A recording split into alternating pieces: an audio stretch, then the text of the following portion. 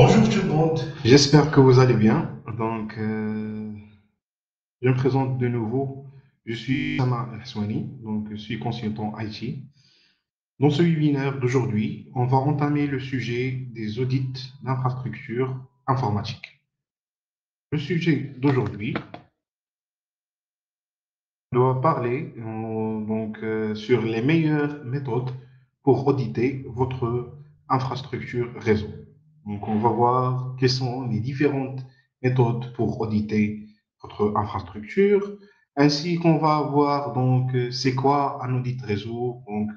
Le mot audit, ça signifie quoi dans le milieu professionnel. C'est quoi les valeurs ajoutées d'un audit réseau, que ce soit pour un particulier ou un entrepreneur ou un prestataire de service, qui est l'utilité d'un audit réseau pour votre système ou pour votre infrastructure, que ce soit petite, moyenne ou grande échelle. Donc, on va entamer tous ces discussions et ces sujets dans ce webinaire, Inch'Allah. OK. Donc, avant de commencer, on va donner une petite introduction. L'audit réseau, qu'est-ce que l'objectif c'est quoi l'objectif d'un audit réseau? Alors, l'objectif d'un audit réseau, c'est premièrement, c'est l'évaluation de le niveau de performance et disponibilité de votre infrastructure. Alors, pour avoir une infrastructure bien structurée et disponible à utiliser, on doit premièrement évaluer le niveau de sa performance et avoir la disponibilité des différents dispositifs sont dans notre réseau local. Alors, pour le deuxième point, c'est la détermination des améliorations qu'on peut mettre en œuvre dans notre infrastructure. Alors, lorsqu'on fait un audit réseau ou un audit informatique, que ce soit pour des machines, que ce soit pour des PC, que ce soit pour notre infrastructure réseau informatique ou télécommunication, donc, quand on dit télécommunication, donc les systèmes de la téléphonie aussi, la téléphonie IP aussi. On peut soulever pas mal de points pour améliorer notre infrastructure, que ce soit dans le côté matériel, que ce soit dans le côté sécurité et que ce soit dans le côté organisation. Alors, l'audit a des marches à appliquer. À la fois, on peut appliquer sur les aspects techniques, on l'applique sur les aspects humains et on l'applique sur les aspects organisationnels. On parle sur les aspects techniques en relation avec tout ce qui est technique, les machines, la structure dans sa globalité et les différentes composants qui interviennent dans notre infrastructure. L'aspect humain sont les utilisateurs qui utilisent les équipements qui sont dans notre réseau. Et la partie organisationnelle, donc on parle des droits, on parle des accès utilisateurs, des accès administrateurs, la partie contrôle qui va gérer la partie contrôle dans notre réseau informatique. Alors, selon vos besoins et vos périmètres d'audit, on peut mettre en œuvre des outils et des ressources adoptés afin de collecter les informations nécessaires pour l'entretien, l'expertise technique, la supervision, les tests de montée en charge et les documentations. Alors, notre audit ou l'audit réseau informatique a pour objectif avoir une évaluation, des documents d'évaluation dans notre réseau actuel et avoir des recommandations ou des améliorations qui sont aussi documentées pour améliorer notre réseau local. Par la suite, on va avoir les différentes démarches pour appliquer un bon audit réseau. Alors, durant cette discussion, au ce webinaire, on va répondre à 5 principaux questions. Première question, c'est quoi un audit réseau? Qu'est-ce que ça signifie un audit réseau? En deuxième lieu, on va avoir la différence entre une évaluation et un audit réseau. Oui, ils ont le même objectif, ils ont la même méthode, mais chacun son utilité et chaque volet, on peut l'utiliser dans un contexte. qu'on veut faire un audit réseau, c'est pas la même chose qu'on veut avoir une évaluation de notre réseau.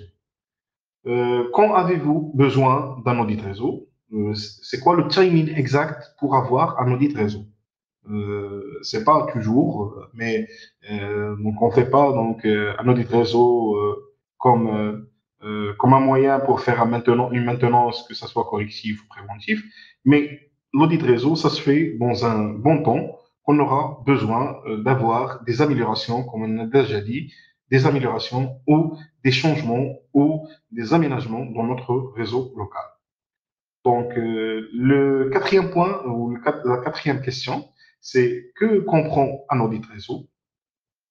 Et vers la fin, donc, on va répondre à la question, c'est comment réaliser les différentes démarches qu'on doit suivre pour la réalisation d'un audit réseau. Donc, ces cinq principaux questions vont nous donner une idée un peu approximative sur la notion d'audit réseau. Comme j'ai déjà dit, alors l'audit, c'est un métier qu'on peut avoir. Donc, il y a pas mal de sociétés qui font l'audit pour des clients. Et donc, c'est une tâche qui est obligatoire pour chaque société pour avoir une amélioration, que ce soit au niveau d'utilisation et que ce soit au niveau sécurité de son réseau local. Alors, ces cinq principaux questions sont notamment la globalité de notre sujet d'aujourd'hui.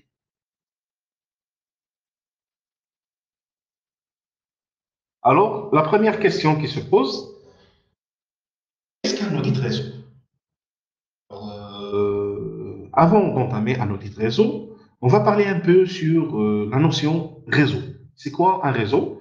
Donc un réseau, c'est un environnement ou c'est un lieu qui englobe pas mal de machines qui sont connectées entre eux, que ce soit pour l'échange des données, que ce soit pour l'utilisation des applications et que ce soit pour attaquer la base de données centralisée dans la société.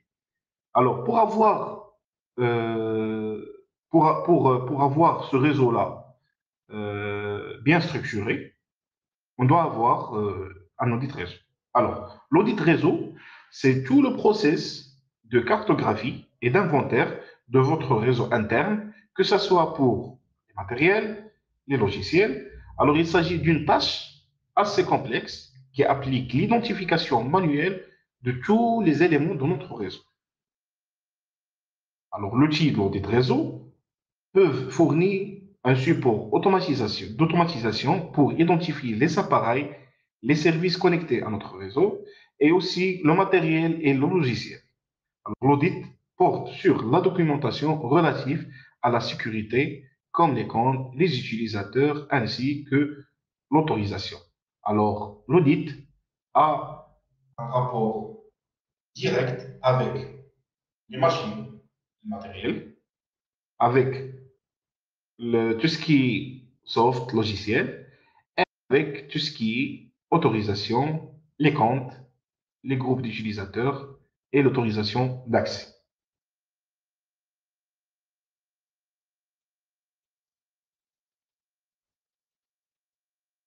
Alors, on a vu c'est quoi la notion d'un audit. Je viens de dire c'est un rapport qui donne donc, une idée globale ou un aperçu global sur notre infrastructure. On peut, à travers un audit réseau, on peut savoir les différents intervenants dans notre réseau. On peut aussi avoir donc une vue globale sur notre site. Et même si on a une connexion des sites, on peut avoir une architecture globale sur l'acheminement ou le routage des données dans notre, site, dans notre réseau informatique. Maintenant, on va voir donc, la différence entre l'audit réseau et l'évaluation réseau. Donc, deux termes qui sont différents et chacun sa signification. Alors, c'est quoi un audit réseau et c'est quoi une évaluation réseau? Alors, l'audit réseau, on peut faire l'inventaire des dispositifs, que ce soit matériel ou logiciel, au service sur notre site.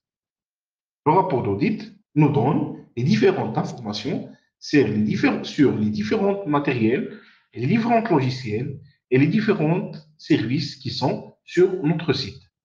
Par contre, que les évaluations du réseau sont utilisées pour examiner votre infrastructure informatique, pour examiner le débit, pour identifier les domaines potentiels et les améliorer. On peut avoir aussi des informations sur l'accès Internet et les failles de sécurité du réseau. Donc, l'évaluation nous donne le niveau d'utilisation ou le niveau de le niveau. Donc, on peut lui nommer comme un niveau pour notre réseau. Mais contrairement donc, à un audit, il nous donne juste une vue globale sur les différents intervenants sur notre réseau local. Alors, il y a une grande différence entre un audit réseau et une évaluation de réseau. L'audit nous donne des informations ou un inventaire sur les différents équipements sur notre réseau.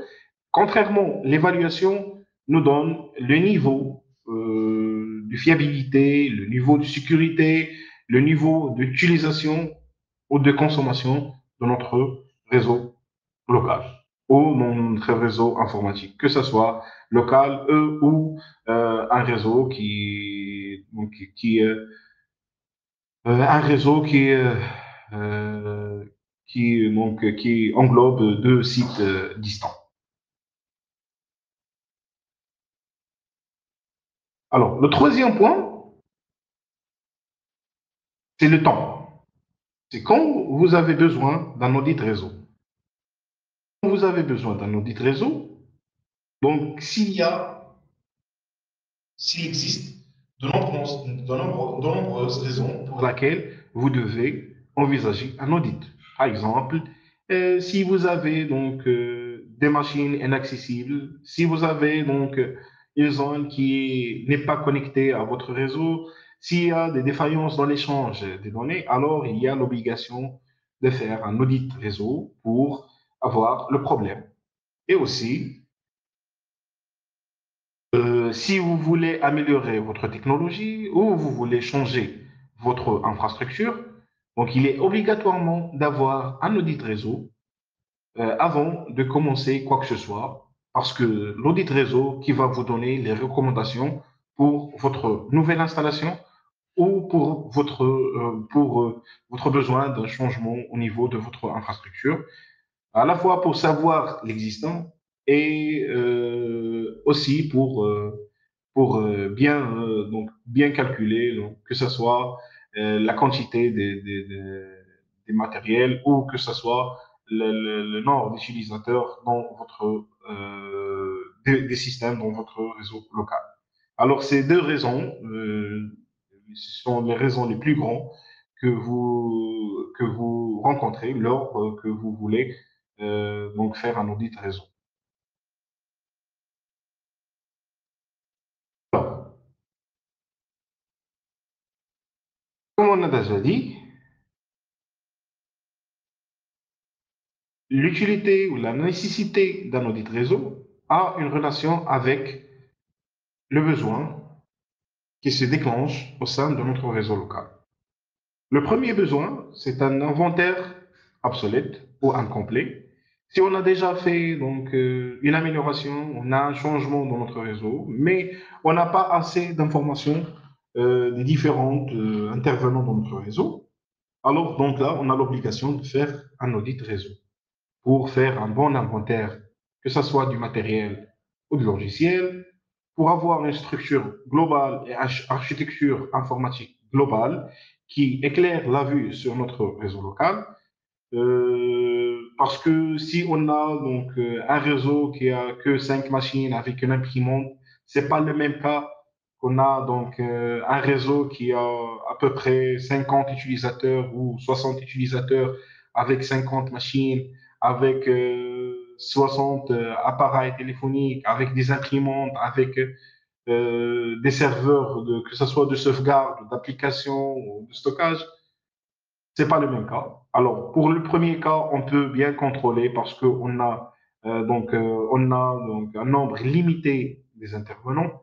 Mais dans le deuxième cas, donc, on ne peut pas contrôler parce qu'il y a pas mal, il y a pas mal de périphériques qui sont utilisés dans notre réseau. Alors, on a l'obligation de faire un audit pour faire un inventaire de l'existant. Le deuxième point pour les mises à jour et les renouvellements, ça concerne la partie réseau et la partie soft. Alors, si on veut faire des mises à jour ou des renouvellements dans notre réseau local, alors on doit avoir un inventaire ou un audit pour checker si on peut passer à next step ou à un niveau très avancé, où on a l'obligation de faire des changements côté matériel pour qu'il supporte les mises à jour qui sont donc recommandées par le constructeur. Et parfois, on veut juste changer notre système d'exploitation, mais il y a pas mal de périphériques et de PC qui ne sont pas aptes à utiliser nos systèmes qu'on veut les installer sur notre réseau local.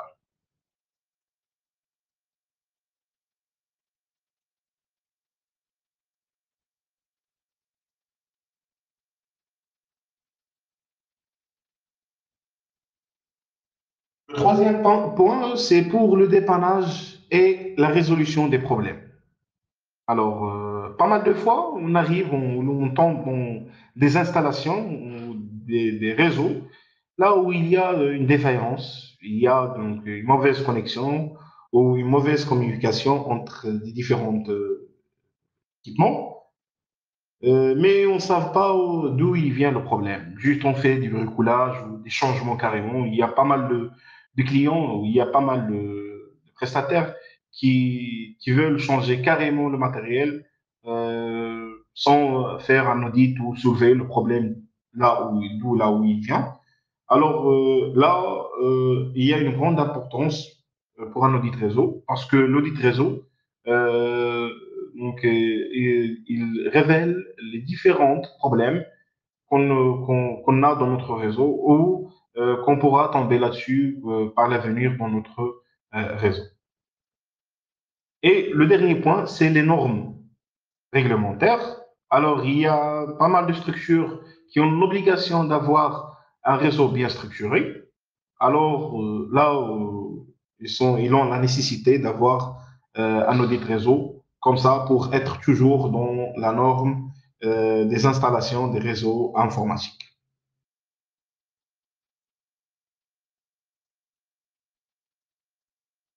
Alors, puisqu'on a vu la valeur d'un audit réseau, maintenant, que comprend un audit réseau? Donc, qui sont les différents points qui sont essentiels dans un audit réseau?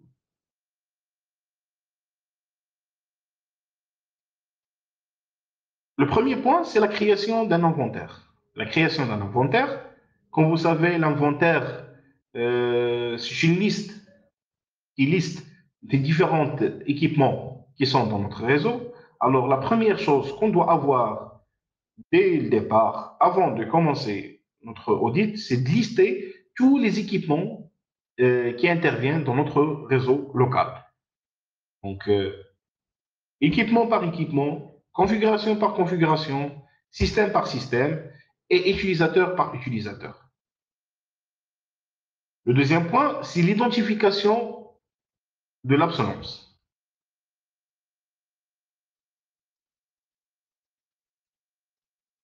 Le troisième point, c'est l'architecture du réseau. Et le quatrième point, c'est la sécurité de réseau. Alors, je vais revenir pour le slide qui est avant.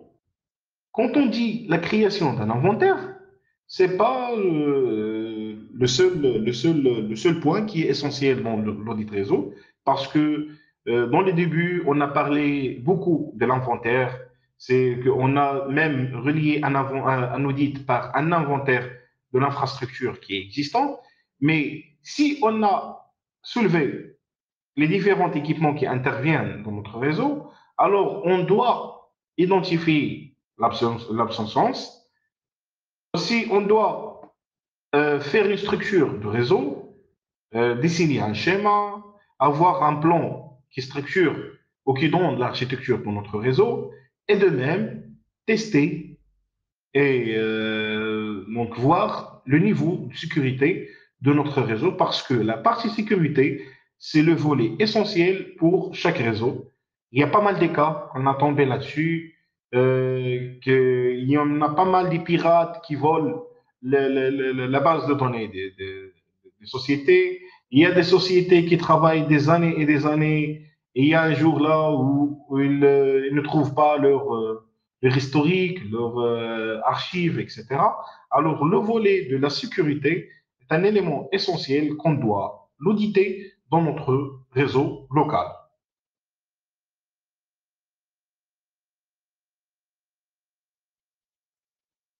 Alors, on a vu quels sont les points essentiels dans un audit réseau.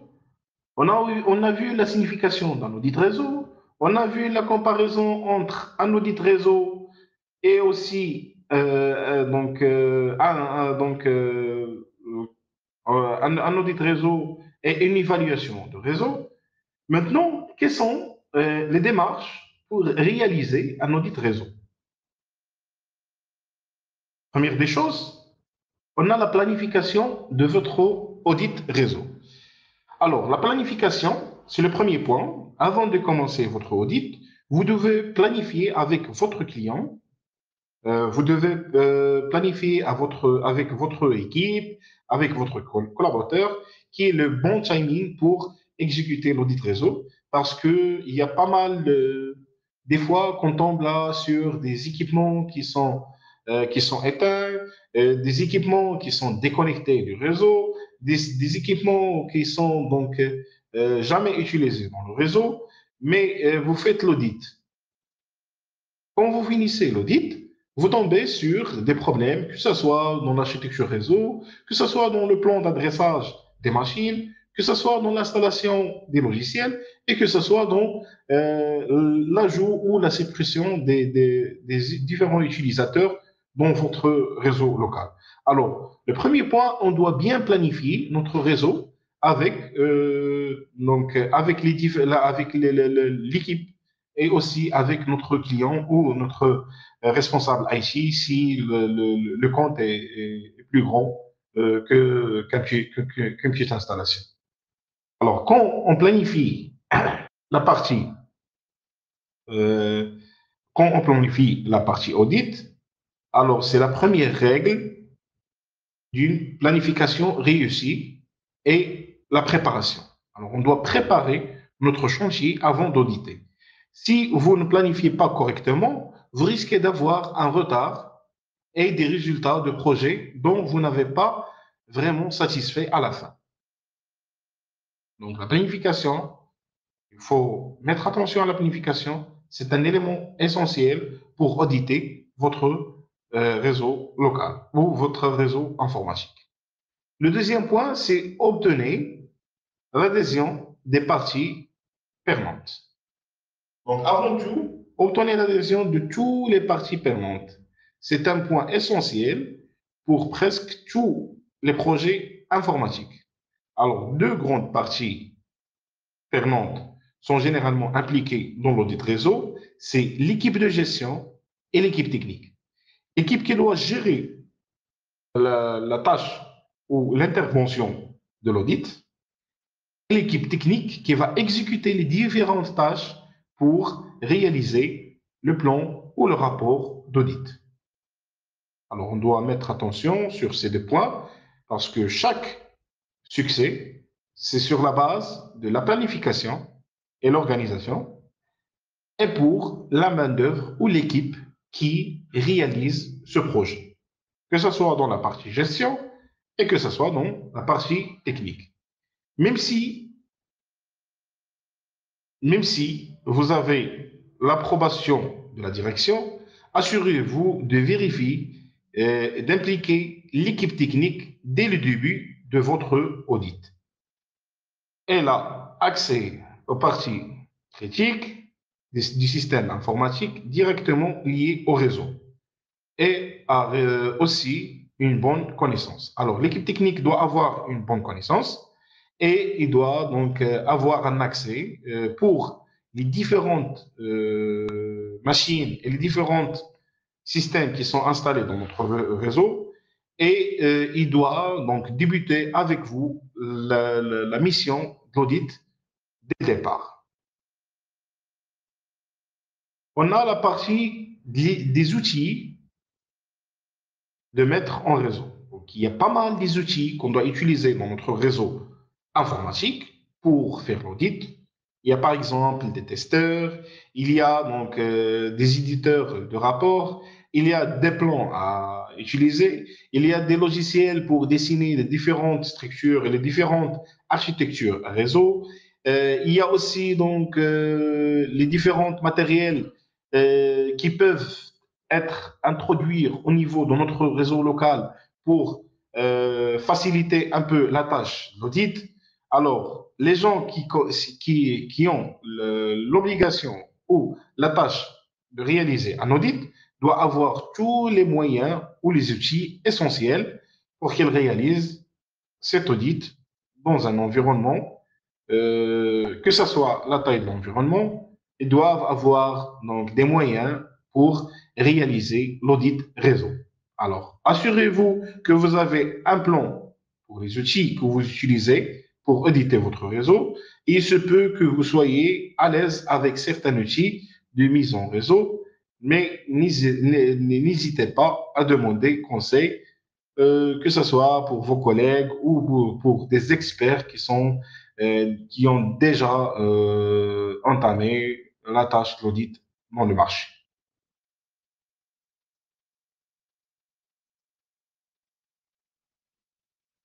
Alors, on a parlé de la planification, on a parlé d'expertise, on a parlé d'outillage. Maintenant, on va parler de la sauvegarde des données et accessibilité. Alors, avant de commencer l'audit ou de faire un changement de l'infrastructure, on doit assurer cette partie.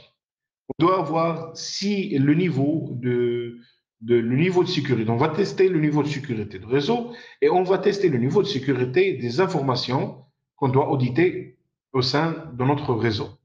Alors, pour avoir donc une sauvegarde de données, on peut utiliser des disques durs externes, on peut utiliser carrément des serveurs pour avoir un backup des données. On peut les backuper donc dans des PC qui ne sont pas accessibles à tout le monde. Alors, avant de commencer, on va limiter l'accessibilité parce que toute information perdue nous donne un audit défaillant. Après, on a la réalisation de l'audit réseau. Alors, avant de passer dans cette partie, on doit assurer ou s'assurer ou assurer toute l'équipe sur ces points-là, parce que ce sont des points qui sont essentiels pour la réalisation de l'audit. Alors maintenant, vous êtes prêts à commencer votre audit de réseau, mais ne savez pas par où commencer. Alors, la première des choses, pour trouver un bon point de départ de votre réseau, commencez par la collecte des informations. C'est l'inventaire. On a bien dit que l'audit a un bon rapport avec l'inventaire parce qu'on doit soulever toutes les informations sur notre infrastructure qui sont les plus pertinentes pour l'objectif de l'audit. Par exemple, vous pouvez analyser et dépanner les dispositifs et emplacements potentiels qui pourraient être à l'origine du problème. Si vous souhaitez mettre à niveau votre réseau, vous pouvez examiner le cycle de vie de votre matériel, les services et l'expiration des contrats. Alors, lors de l'audit, on doit faire attention aux dates d'expiration des différents logiciels. On doit faire attention à le cycle de vie différents matériels parce que chaque matériel a un cycle de vie. On peut le changer, on peut faire des modifications parce que si on veut installer des systèmes plus évolués que l'existant, alors on doit avoir des différentes configurations qui sont plus évoluées, qui sont aptes à utiliser nos systèmes qu'on veut les installer dans notre réseau local.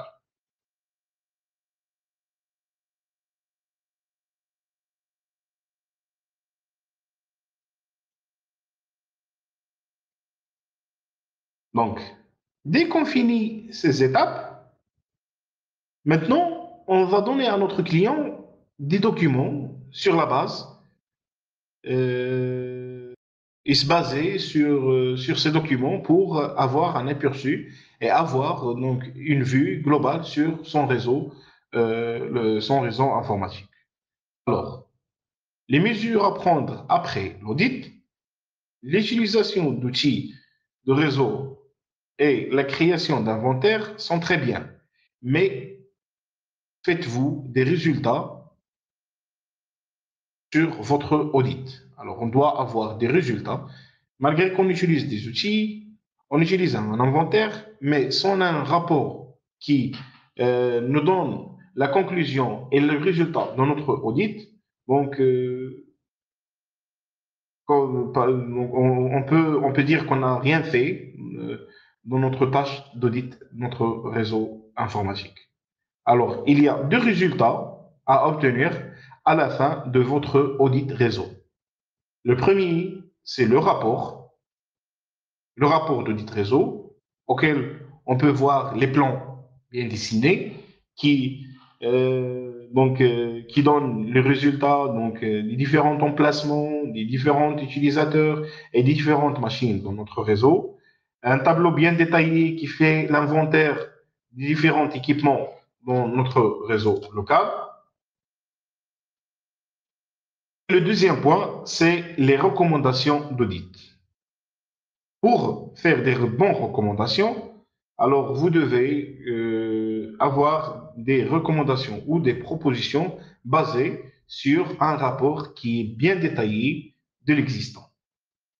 Alors, pour le rapport d'audit d'un parc informatique, un rapport d'audit du réseau permet de tout organiser et de donner un sens aux informations recueillies au cours de l'audit. Alors, le rapport nous donne les différentes informations qu'on a soulevées lors de notre audit. Ainsi, comme nous l'avons mentionné, bon nombre de ces outils de gestion du réseau fournissant des rapports automatisés. Par exemple, on a des testeurs informatiques, ils nous donnent des rapports bien détaillés sur que ce soit le débit, que ce soit la nature des câbles, que ce soit la distance qui est utilisée et d'autres informations qui sont nécessaires pour notre audit. Que ce soit qui nous donnent pour les recommandations des changements et que ce soit des rapports qui sont sur la base d'autres sociétés peuvent être contrôlées par la suite et ils ont un justif sur leur réseau local. Alors, comme on a dit, on a bien mentionné qu'il y a un bon nombre de ces outils de gestion de réseau fournissent des rapports automatisés qui abordent les problèmes d'un point de vue commercial et opérationnel. OK? Comme le rapport est bien détaillé et il soulève et il donne un aperçu sur l'existant, alors là où on peut faire des recommandations pour notre réseau local. Alors, les recommandations sont basées toujours sur les points soulevés lors de l'audit. Alors, si on a fait un bon audit, alors on peut faire des bonnes recommandations et aussi on peut donc avoir plus d'informations détaillées et une architecture bien détaillée sur notre réseau local. Alors, enfin, à la suite du rapport d'audit, vous deviez disposer des données spécifiques exploitables à examiner et sur laquelle formuler les recommandations. Cela comprend la découverte des dispositifs obsolètes ou des versions de logiciels dépassées, ainsi que des services de réseau sous-utilisés. Ces données peuvent également être utilisées pour formuler des axes d'amélioration rapide lors des dépannages des problèmes réseau. Alors, les recommandations sont toujours basées sur un bon rapport d'audit.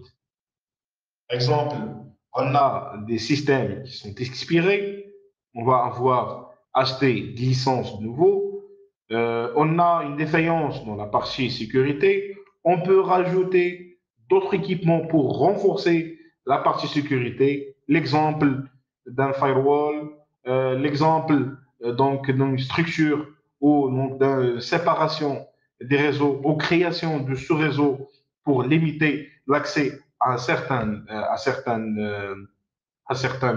réseaux qui circulent des informations qui sont discrètes. On a aussi pour le changement côté infrastructure, si on a donc des câbles ou des prises qui sont qui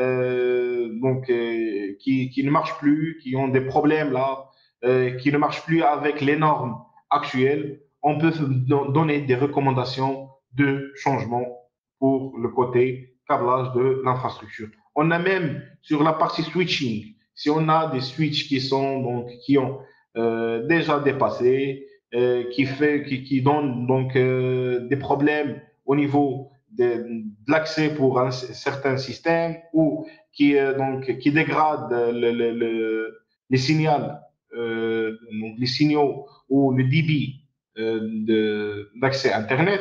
Alors, on peut faire des recommandations pour un changement de partie switching dans votre réseau local. Il y a pas mal de fois qu'on tombe sur des locaux techniques qui ne sont pas bien aménagés, là où on peut avoir des câbles qui ne sont pas bien structurés. C'est là où on peut faire des recommandations d'un changement ou d'une amélioration ou aménagement de la salle informatique de notre client. Alors, le rapport d'audit a une grande importance pour se baser, pour donner des recommandations à nos clients.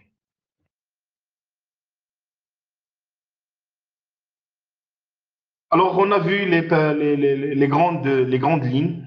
On a même entamé donc les différentes descriptions pour savoir les différentes notions techniques de l'audit. On a vu donc les différentes les différences entre un rapport ou une évaluation. On a même vu les différentes démarches qu'on doit suivre dans notre réseau. On a même vu donc le résultat qu'on doit avoir pour clôturer notre tâche d'audit réseau. Alors, ces points-là, on doit les respecter pour avoir donc un bon rapport et pour avoir des bonnes recommandations et pour améliorer notre réseau local. Alors maintenant, donc, j'ai terminé la présentation. On va laisser un peu le temps pour une discussion avec les participants. S'il y a des questions ou s'il y a donc des points que vous n'avez pas bien compris, alors donc on peut les discuter maintenant. Merci.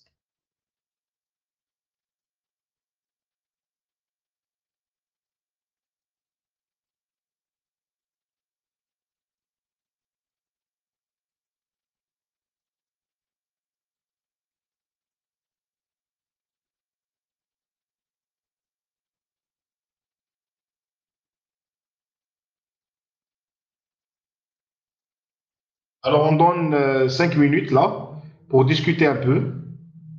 Si vous avez des questions à poser, là, on est prêt, comme ça, pour avoir une vue claire sur l'audit réseau.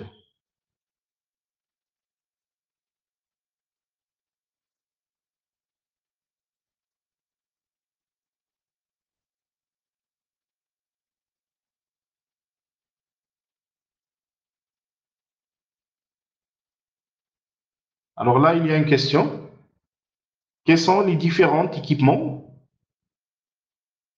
matériels, oui, donc outillage qu'on peut utiliser pour savoir la nature des câbles, notre infrastructure. Alors, donc, il y a pas mal de testeurs donc, qui sont certifiés, mais les plus reconnus là, donc, à l'échelle internationale, c'est la FLUG. Donc, c'est une marque qui fait la production des différentes testeurs, que ce soit donc, pour et les spécialistes dans le test des câbles informatiques per torsadé en cuivre. Alors, il y a des équipements qui sont dédiés pour avoir la connectivité et la distance des câbles, mais il y a d'autres machines qui sont dédiées pour avoir un rapport bien détaillé sur la nature des câbles, aussi sur la distance du câble et aussi sur le débit qui nous donne le câble. S'il y a des dégradations, donc on peut le changer.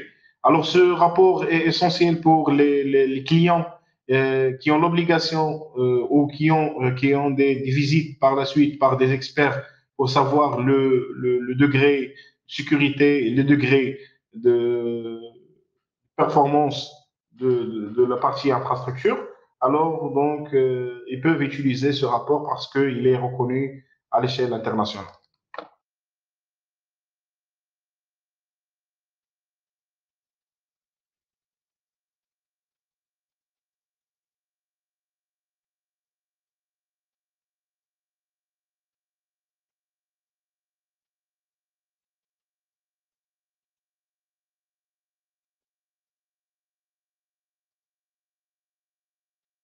Alors, il y a d'autres questions?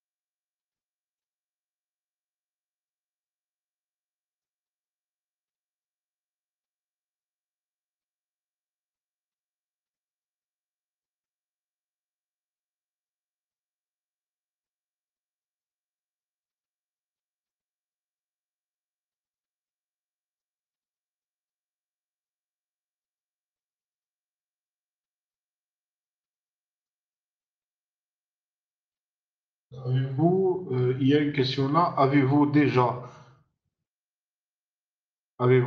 évalué donc un réseau qui englobe une installation, une étoile avec des switches, maître esclave et les switches fédérateurs sur votre réseau local, ainsi que votre réseau local a des serveurs informatiques et des différents équipements. Ok, ça marche. Alors, pour la partie l'audit, sur n'importe quelle, sur la partie d'audit, sur n'importe quelle infrastructure et n'importe quel équipement, vous pouvez appliquer votre infrastructure. Mais avant de commencer votre audit, alors vous devez premièrement tester tous les équipements et les périphériques qui sont connectés dans votre réseau local. Par exemple, il y a pas mal des installations qui veulent donc utiliser des architectures très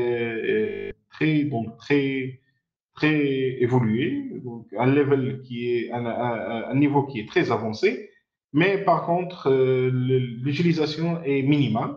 Alors donc vous devez premièrement tester vos différentes périphériques qui sont votre réseau. Vous devez deuxièmement dessiner le schéma dans votre réseau local. Si vous utilisez des switches fédérateurs ou vous utilisez des switches normaux qui sont 1 mètre et d'autres esclaves, si vous utilisez des différentes PC, différentes périphériques sur votre réseau local, alors vous devez bien structurer, bien dessiner et bien faire un inventaire sur l'existant et de tester la connectivité entre les systèmes et de tester l'architecture qui est dessinée. Et par la suite, s'il y a des recommandations et des changements, vous pouvez les exécuter.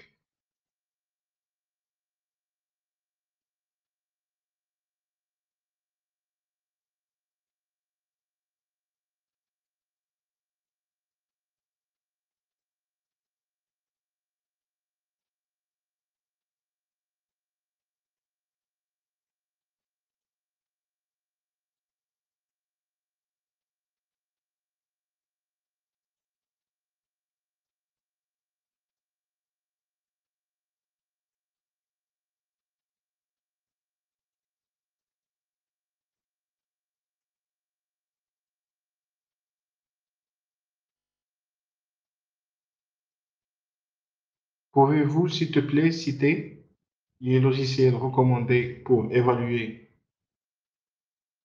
niveau 1 de la sécurité informatique?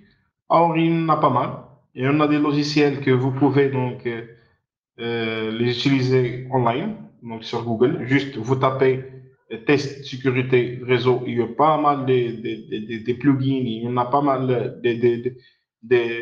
des logiciels en ligne que vous pouvez utiliser. Et il y en a d'autres logiciels que vous pouvez les installer sur votre PC. Mais le problème avec les logiciels que vous pouvez installer sur votre PC, ils sont sous licence. Les autres sources ne sont pas très fiables. Alors, si juste vous tapez sur Google donc les différents logiciels pour mesurer le niveau de sécurité de réseau, il vous donne les différentes marques et les différents fournisseurs logiciels pour le test du niveau de sécurité de votre réseau. Alors, s'il y a une autre question, sinon donc on peut terminer notre webinaire. J'espère que vous avez bien pris pas mal d'informations sur les notions d'audit réseau. Et par la suite, on va vous présenter pas mal de webinaires qui sont à la suite et qui sont bien détaillés sur pas mal de notions en technologie.